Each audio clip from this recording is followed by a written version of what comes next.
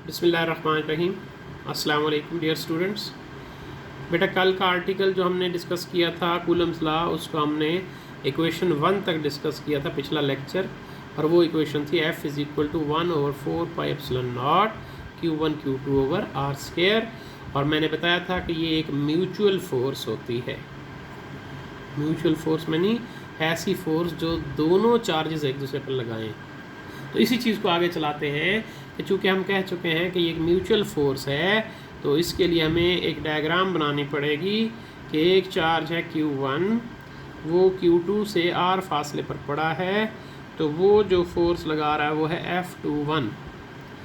और एक चार्ज है Q2, वो Q1 पर फोर्स लगा रहा है जो R फासले पर पड़ा है, तो उसकी फोर्स है जी, उसकी फोर्स है F12।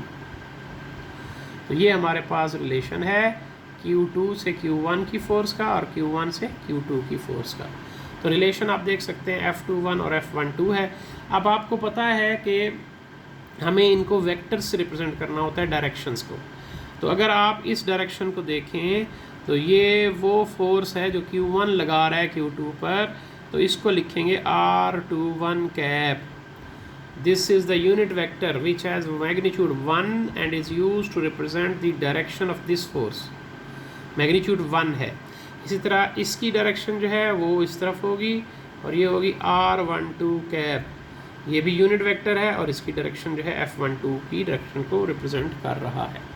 तो आप देखते हैं कि अगर Q1 Q2 पर फोर्स लगा रहा है F21, तो उतनी ही फोर्स Q2 भी Q1 पर लगा रहा है जो F12 है, बट इन अपोजिट डायरेक्शन।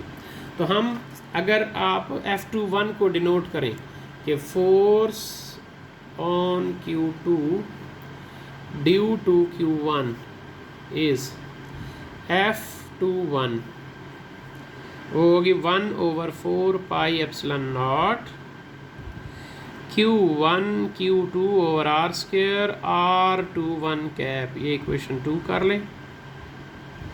और फिर उसके बाद आपके पास है F12 वेक्टर। तो F12 क्या होगा, 1/4 pi epsilon not Q1 Q2 over are square R12 cap, equation 3। अब आप अगर गौर करें तो ये फोर्स है, मैग्नीट्यूड ये है और ये डायरेक्शन है। ये फोर्स है, मैग्नीट्यूड ये है, ये डायरेक्शन है। लेकिन जो कल हमने डिस्कस की थी उसमें डायरेक्शन नहीं है, इसका मतलब ये सिर्फ मैग्नीट्यूड है, इसलिए इसके ऊपर कैप्टन जो है एरो हेड नहीं है। तो ये तो हो गई मैग्नीट्यूड सिर्फ। लेकिन अब चूँकि फोर्स एक वेक्टर क्वांटिटी होती है, उसको बयान करना होता है, तो इसका मतलब है हम उसको डायरेक्शन से भी बयान करना पड़ेगा। तो ये डायरेक्शंस हमने लगा दी।